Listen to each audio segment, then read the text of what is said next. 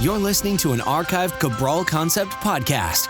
After listening to this show, check out the most up-to-date podcasts available at stephencabral.com/podcasts or search directly on iTunes. And now, welcome to the Cabral Concept, where board-certified naturopath and integrative health practitioner Dr. Stephen Cabral shares how he was diagnosed at the age of 17 with a life-altering illness and given no hope for recovery. It was only after studying and traveling all over the world did he discover how to combine ancient Ayurvedic healing practices with state-of-the-art naturopathic and functional medicine to fully rebalance the body and re-energize it with life. It's time to discover how to get well, lose weight, and finally feel alive again. And now, here's your host, Dr. Stephen Cabral. I appreciate you joining me here on this Friday review, where today I'm going to be talking about some of my favorite things to do during the winter to battle some of that sinus congestion, that mucus that a lot of us get, or maybe, some of your friends get, or family, or maybe even children, as well as one of my new favorite water alternatives. So I did a show not too many weeks ago, just a few weeks back, about what to drink when you get tired of drinking water. I'm going to link that show up today. I'm happy to do that as well. So in that show, I give you all different alternatives, but today I'm going to give you one of my new favorites that I didn't mention on that show, which I've been enjoying myself quite a bit, especially it's local to the New England area.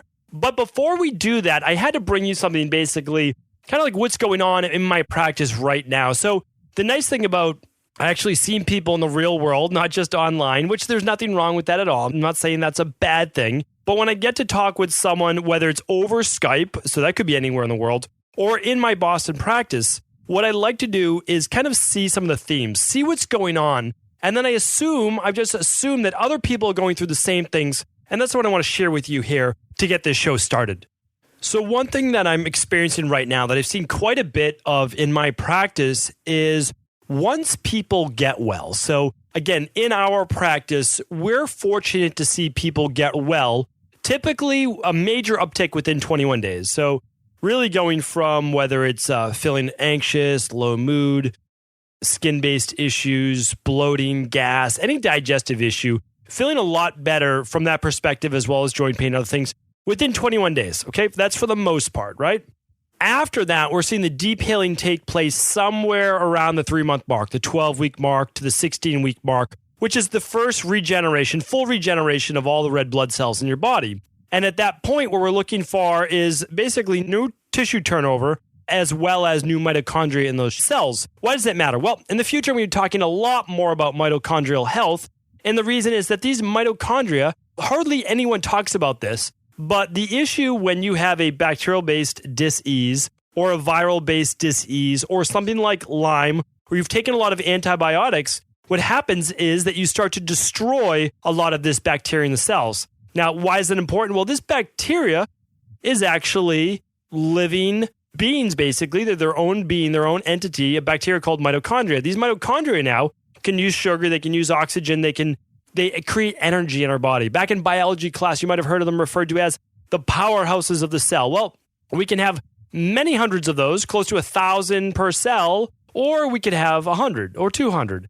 Now, the more you have, the more energy you will be able to produce, which is why every 3 to 4 months, we can see people get so much healthier. That's just one take on it, okay? That's just one very, very simplified version of that. And it's also why I still feel like, even today, really believe it or not, even today, I feel like I'm getting healthier every year. I think the only way that is possible is because I continue to work on my gut health. So that was, many, many years ago of my gut health being just destroyed. And it'd be interesting to see if I was able to do a snapshot back then of what my gut looked like and then what it is today. Because the truth is, after being on 3,000 plus antibiotics, amoxicillin, over a 3-year period of time, and again, at least 3 or 4 times a year as a child, literally, if I had like the smallest case of the sniffles, we were immediately put on a Z-Pack, and that was that for 5 days, and then I would just relapse in another 4 weeks, and then go on another Z-Pack, and that was essentially my New England winter. And it was like that until about 26 years old, legitimately 26 or 27 years old. After that, I just went full natural medicine, nothing else. I had already been studying natural medicine, but when it's ingrained in your being that, okay, when you get sick and you have colored mucus coming out of your nose, you're coughing something up, you have to get an antibiotic, you might die. Well, now we know that's just not the truth and that there's so many other things you can do. So once I got off that merry-go-round, and, it was a pain to get off of it. It was because my body, my immune system wasn't there, right? It wasn't strong. So I couldn't recover as quickly. Now I can get sick. My 2 little ones, they bring home every single germ under the sun from school. And, at least half the time, if not more, I'm able to not get sick. And when I do get sick from them, whether they're sneezing in my face or I'm helping them blow their nose or any of those things, I'm still able to get better really within 48 hours, maybe 72 hours maximum. For me, that is life-changing. I mean, that is just phenomenal. I'm not going to get into Th1, Th2 immunity, but just in terms of like my overall genotype and all of these things, I'm just much, much more prone to that Th2-based immunity.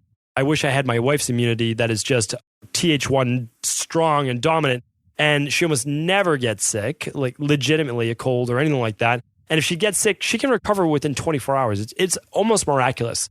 So a little jealous on that standpoint. But how I got down this tangent is that we get people well. That's the bottom line. And I'm not the only person that does that, of course. I mean, my amazing team gets people well, but also there are functional medicine practitioners, naturopathic doctors, health practitioners all over the world who are helping people to take back their health. Okay, that's the bottom line. But when you do get well, when you figure out what's wrong with you, you rebalance your body and you get well and you're like, whoa, okay, I no longer suffer from whatever that was before. Now what starts to come out, starts to creep out actually, are all the underlying things that you were too busy working on the major things to work on those. And one of the things I'm seeing right now is with anxious-based eating or using eating as almost a comfort-based food. Why do I bring that up today? Okay, here's why. It's so important that we do become self-aware, that we tune into our body. And I believe the more we go through, a 12-week health protocol or even a 21-day, detox, Dr. Ball detox, something like that, you start to learn about yourself. You start to learn about your relationship with food. And it's very, very important to understand how you use food in your life. Is it a fuel source? Is it something that you look at in terms of nutrition? Or do you often use it in order to calm nerves, to comfort yourself?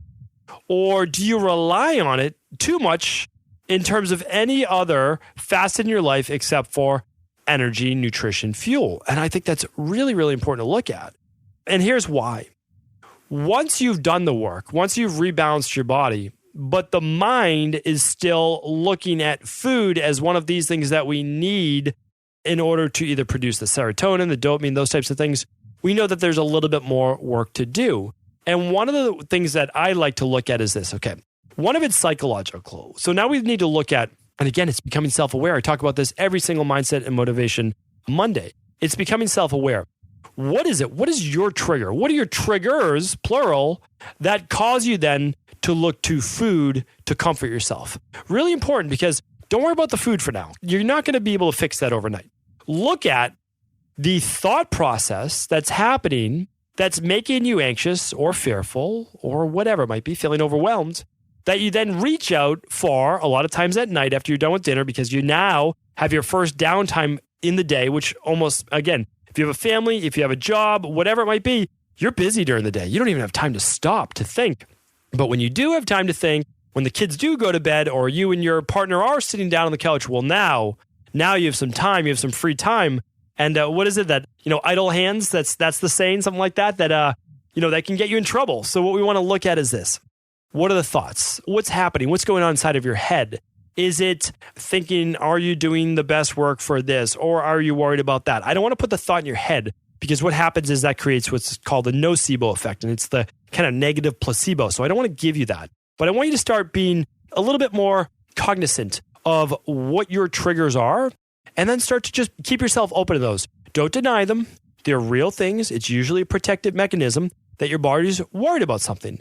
And then you can say, okay, I appreciate you, meaning like you can literally talk to yourself. That's okay. I do it all the time. I think it's okay. And so what you say is, thank you for bringing that up. I appreciate that. I appreciate you bringing this to my awareness. I understand, and I'm working on it. Here's what I'm going to do, or here's what I'm working towards. So now you're answering those subconscious cries for what you're anxious about, what you're fearful of, what might happen. You're going to write them down. You might journal about them. And you might do that instead of then having to reach for the food, which is distracting and also comforting. I want you to read a really powerful book as well. I reviewed this on episode 228. Okay, that was a long time ago. Over a year ago. Why do I want you to check out this show? One of my favorite books. This is a Friday review, right? So one of my favorite books in psychology. Now, why is it one of my favorite books? Because it hasn't been rehashed 100 other times or 1,000 other times like most books have. This is a unique voice that Alfie Kohn has. And the book is called Punished by Rewards. I read this in either high school or college. And I remember after reading this book, wow. You know, even back then I don't know. I'm always, I guess, trying to always be thinking about the future. I don't know if that's always a good thing either. But I'm like, I need to hold on to this book. I need to think about this for myself when I decide to go into the workplace, because there's a lot about the workplace. There's a lot about being a business owner. I somehow always knew that I was going to work essentially either as an independent contractor or for myself or run my own show. And the reason I is because I seem to operate better that way, meaning that I take everyone's input and then I like to be able to kind of find my little quiet space and just get to work on what I need to work on. And I'll talk about the Myers-Briggs and those types of things in the future. People are already probably psychoanalyzing me right now about what I am. We'll get into that in the future. But one of the things I thought about as well is one day I know that I'm going to have a family. And when I have a family, I want to try to be the best dad that I can be. And this book taught me a lot because it was the opposite of essentially how I grew up. And again, I have amazing parents, still do. And I'm very fortunate to have both of them. But one thing that we're all taught growing up is essentially when we do something well, when our parents or teachers or our boss appreciates what we do, we get a reward for it. And this book tells you exactly why that is the opposite of what you want to do. I want you to check out that show. That's called episode 228. Just go to stephencabral.com/228. Have you been punished by rewards? Love the book. Really do. I mean, literally, I'm staring at it right now on my bookshelf in my office, and it's remarkable. It doesn't need to be rewritten. There's no need for a third, fourth, fifth edition. This is it. The truth never needs to be rewritten. It's always the truth. It always holds strong many decades in the future. Okay, so just happy I was able to bring that to you from my practice, and maybe you're struggling with it right now, and maybe these things could help. So check out that show, and if the show, maybe it's 15 minutes maximum long, maybe I think it's actually only a 10-minute show. Back then I was doing short shows. Now, the other thing though is if the podcast speaks to you in episode 228, then you can go out, you can read the whole book. That'd be phenomenal as well. Okay, so next up, what am I drinking right now? Literally, what am I drinking right now? It's on my desk as I'm doing this podcast in this very dry office. So I just moved into a brand new office about 3 weeks ago. And I have a beautiful, beautiful new concierge office, more my speed.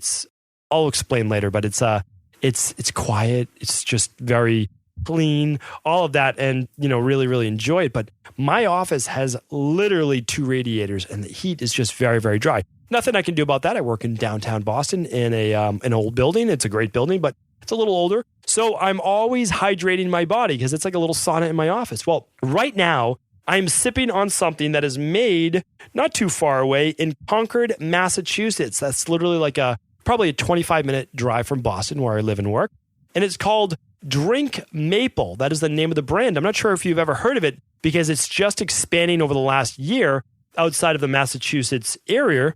And I believe they get a lot of their maple water, which we'll talk about right now, from Vermont. So what maple water is legitimately water from a maple tree. I had no idea, honestly, at first. I didn't understand it. I didn't know how it was made because I didn't understand how you could tap a tree and get that much water from it. It is a cactus. I didn't really get that. I guess I'm not that familiar with that type of work. So I did a free sample, right? They're at Whole Foods and I'm there quite often. And they're handing out this drink called Drink Maple. And I love the flavor of maple. Maple anything. Literally, I think I would eat or drink anything maple. It's one of my favorite flavors.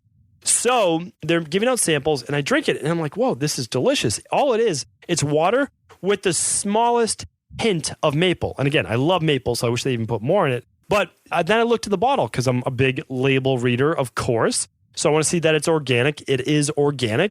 So it's not sprayed. The soil is not sprayed, all of those things. I start to look into the research. 46 nutrients in maple water. Antioxidants, vitamins, minerals, polyphenols, those protective things against cancer, against free radical damage, and prebiotics. And then I say, well, how are we getting all these things from maple water? I don't understand this.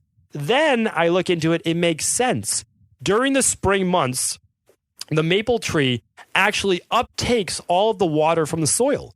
And along with the soil comes the vitamins, the minerals, and the prebiotics, the bacteria from the soil. This makes total sense because that is how all living things get their nutrition. That's why I have not bought into hydroponic-based vegetables or gardens yet. And the reason is this. I understand we can add minerals to the water and all of that, and they get it. But there's something amazing going on in the soil. And I'm going to talk a lot more about this in the future as well. And that's why I created my own little garden in Maine as well. And it's something that I do love.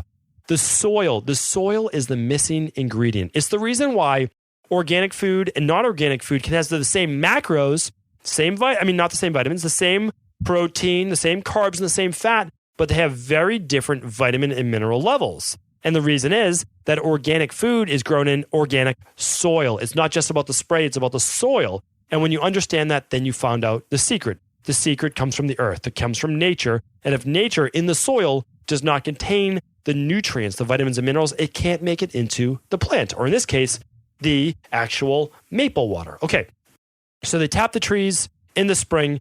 I know that this sounds very earthy, crunchy, and I'm getting to be a very earthy, crunchy person, apparently. I don't really know. I'm maybe not that earthy, crunchy. I still live in the city, still love it, all my little technology-based conveniences. But I do not believe in just running through nature, destroying everything, cutting down rainforests, cutting down trees, and just saying, you know what? The next generation can figure this out. You know what? So what about all these greenhouse gases? So what about all of that? I think it's irresponsible. I certainly don't want my children's generation to grow up having to worry about our mistakes. And so I'm just more conscious of that. So in this particular product, none of the maple trees are harmed, meaning like they don't just tap it for the year and then it's dead. Like that is not how it works, which I thought was great to see. Now, why drink maple water? Okay, a couple reasons why. A lot of people are drinking coconut water right now. Fine for a lot of body types. Fine for maybe the pitta body type. Fine for the ectomorph body type, the thinner body type. Good during the workouts. Like that makes sense. It's replacing a lot of potassium. But there's a good amount of sugar in coconut water. So it's not for everyone. Maple water has less than half the sugar. So when I'm looking at maple water right now, every 8-ounce serving has only 5 grams of sugar. That's pretty good. Is it 5 grams of sugar? Yes, but it's only 5 grams of sugar, which if you keep it under about 7 to 8 grams, they've shown that it doesn't affect blood sugar too much. Now, what would be a great time to drink your maple water? Well, maybe in your smoothie in the morning, you could add a little bit. Also, might be phenomenal to drink a little bit maybe during your workout. You get manganese. That's the majority, the highest mineral in maple water is manganese. I'm not going to go deep into manganese today. It's one of those big things we talk about on a hair tissue mineral analysis. Great with energy, functions, fuel for the body. Really, really important. I'll talk about that again in the future because I know I'm going long on today's show. And another great thing that this could be used for is putting it in overnight oats. So a lot of people writing in saying, I'm making overnight oats. Really like how I'm able to not cook them and get a lot of benefit by mixing in certain things like maybe a nut milk. Well, instead of a nut milk, if you have lectin-based issues, you might want to try maple water. Again, I'm not a rep for the company. I think it's a great thing to drink. Very refreshing, a lot of electrolytes, and just a nice little taste, I believe, instead of drinking pure water. One more thing is this could also be fantastic if you're doing a sauna. You know how much I believe in saunas, how much benefit you can get from that. So check it out. If it's not in your local grocery store, then you could go to drinkmaple.com. That's the name of the company, Drink Maple.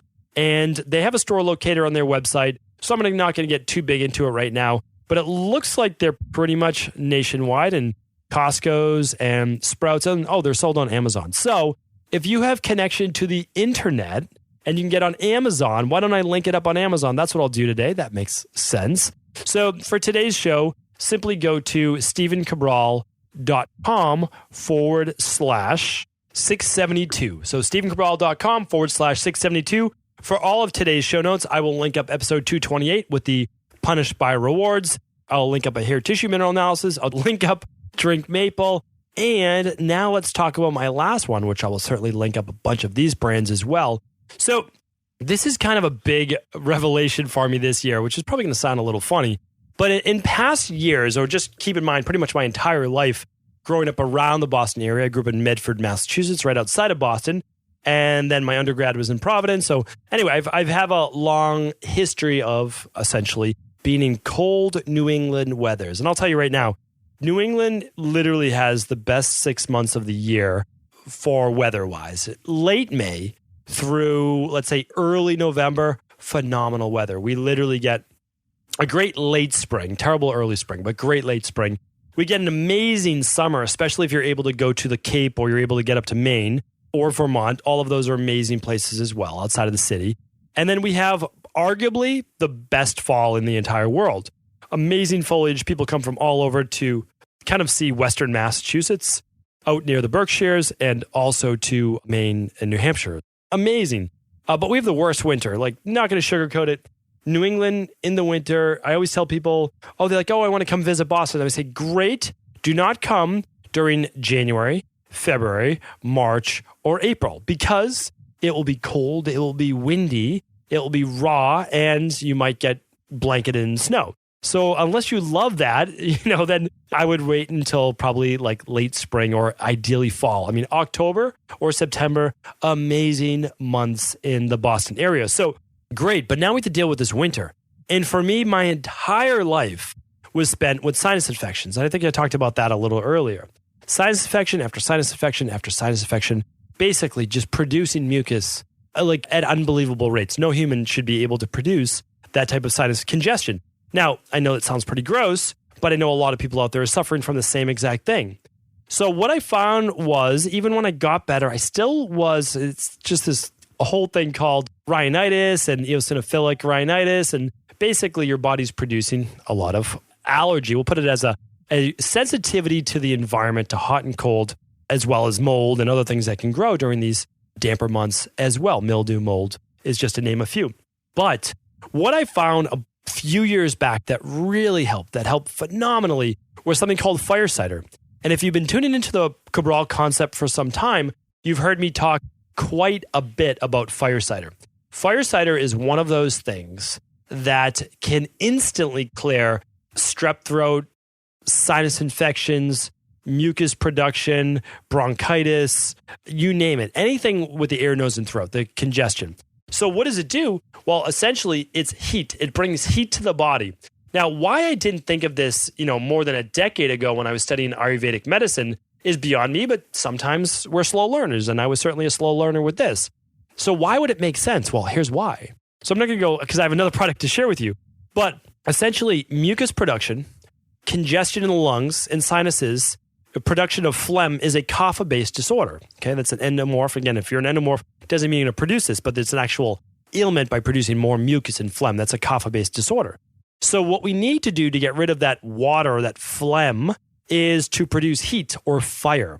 So fire is anything spicy. Well, fire cider is apple cider vinegar. It's typically mixed with horseradish and ginger, habanero peppers, lemon, anything with a little bit of a kick to it. Now, I'm just going to link up fire cider for you. There's a few different brands. Fire cider is the most popular one. There's something also called fire tonic. You can also make your own. I have a travel one. It's like a literally 2-ounce little bottle that comes in a dropper. It's a concentrated version of that. I found that in a Whole Foods in LA when I was traveling out there. My body does not like the East Coast to West Coast travel. And that worked exceptionally well. But now what I want to bring you today is that I don't love fire cider, okay? I use it because it's a supplement. Even though it's a food, people are like, I want to use foods. Well, it's a supplement. It really is. That's how we're using it. And it works great. But I don't love it. I don't like the taste of it. Every time I drink it, I don't enjoy it. What I do enjoy, and I don't know why it took me this long, even 3 years or 4 years after using fire cider to come up with this, is that I love hot sauce. So for those of you out there in cold weather or with mucus production or trying to fight off whether it's allergies or sinus-based issues or swollen glands, anything like that, hot sauce is a lot like fire cider. Why does it work? The same exact principles. It's anti-kapha. It's pitta producing. What is pitta? Pitta is heat. It is fire. You're producing more fire in your body. What does fire do? It eliminates the dampness, okay? So fire brings heat. It eliminates the cold, dampness. Winter is cold and damp. I mean, I'll tell you right now, some of this might seem like ridiculously simple. I'll tell you right now, Ayurveda is the truth. If you study Ayurvedic medicine, you will have revelation after revelation after revelation. It's why I find myself to this day continuing to study, continuing to go back to all of the books and just reading about how they did things 1,000 years ago, 2,000 years ago, 6,000 years ago. what they were using, what herbs they were using, what spices they were using, what diets, what seasonal diets. This makes sense. I can't do hot sauce during the summer. It will give me heartburn. I will get indigestion. I will get too hot. I will get irritable. I will get everything that the Pitta body type exhibits. Why? Because there is a lot of Pitta in my body, and it is exacerbated during the heat, during the summer. That makes sense. Why am I going to add more heat to my body with fire cider or with hot sauces when it's already hot? It makes sense. But during the winter, I just switch modes. I go into this awful, kapha-based state and where I'm producing more and more mucus. Now, part of it is that, again, I don't want to get too deep into my health, but I've had my mucous membranes and my nasal passages stripped. When I had my adenoids removed, they not on purpose, on purpose because my sinus cavity started to close. So they broke 2 bones in my nose to open up the passageway, intubated me, which means they literally clamped down my tongue during surgery, pulled it out of my mouth. I woke up with it completely swollen, could barely breathe. This was supposed to be a routine procedure. I wake up in the recovery room, mouth swollen, basically shut. My tongue is the size of a lemon, and they have me swallowing ice cubes, like basically sucking on ice cubes to try to get the swelling down. Ridiculous. So anyway, tonsils removed, adenoids removed, nasal passages stripped. So I'm not working with a lot of my own, natural equipment here. But what I found was this, is that using hot sauce helps me to reduce a lot of that phlegm, a lot of that sinus, a lot of that mucus-based production that I might get during this cold weather. And I love it. And I'm exceptionally grateful because just about 5 years ago or so, that was probably when it ended, I had terrible histamine-based issues. And I could never have peppers or anything like that because they would immediately cause itchy eyes. They would cause pain in my joints, all of these things. But now that I've healed my gut, I've sealed my gut, I've worked on my body, I've rebalanced my body. Remember, you can overcome pretty much anything. I'm living proof of that. And that's what I try to share with you in the Cabral concept. It's not just me. There are thousands of other people in our practice, and there are millions of people around the world who have overcome any hardship that they've had to deal with. My hardship was not any more egregious or worse or anything like that than anybody else's. It was just mine. Yours is yours. You're going to overcome yours. But what I can say, what didn't work for me in the past does work for me today. And I'm sure there's an upper limit to it, but right now I'm doing great with it. So what I'm going to do today is instead of name every single one of these hot sauces, is I'm just going to link up about 3 to 4 of my favorites in the show notes today. And I'd be remiss if I didn't just throw this in. A guilty pleasure of mine is every once in a while watching this YouTube video show called Hot Ones. It's absolutely hilarious. So as someone that enjoys hot sauce, always have in college, I can remember having like hot wings with my buddies, is this show literally interviews people over eating hot wings, and it gets from like mild to hot, then to like super, super hot. And watching these people's reactions, like famous celebrities, those hipster people, from eating hot ones is just absolutely hilarious. Very, very guilty pleasure of mine. So now you know one of my little secrets there. And you can check out some of the hot sauces they have on that show as well. I'll link that up. It's just called Hot Ones, First We Feast. Really funny show. And sometimes it's one of those mindless things I'll do when I'm trying to switch modes during lunch or, end of the day, whatever it is. Really, really funny show. So hopefully today's Friday review, it's different every single week. I never know exactly what I'm going to be talking about. That is what's going on in my world. I want to share those things with you. I will link up everything today from the books, labs, the drink maple, the hot sauces, all that today at stephencabral.com/672. Check out that show for details. Thank you everyone for tuning in. Appreciate the listens. I want to sincerely thank you for your support of this podcast. I couldn't do it without you, and I mean that. I truly do. I also want to make sure you knew that we now have multiple ways for you to find your answers to the most difficult health, wellness, weight loss, and anti-aging questions. You can find podcast-specific topics like thyroid, adrenal, hormones, sleep, digestion, Ayurveda, and many more at stephencabral.com/podcasts that will then link you to your favorite Apple, Spotify, and other podcast players. Plus, all new podcasts and weekly exclusive video content is being added to our YouTube channel at youtube.com/Stephen Cabral. And that's Stephen with a PH. Head on over and subscribe so that you don't miss any of the exclusive content. Lastly, if you've ever found any of my podcasts or books to be helpful, I would really appreciate it if you could leave a review on iTunes or your favorite media player for the podcast. Rating and subscribing to the YouTube and podcast allow me to reach more and more people and help spread my mission of healing throughout the world. Thank you again for being a part of this movement.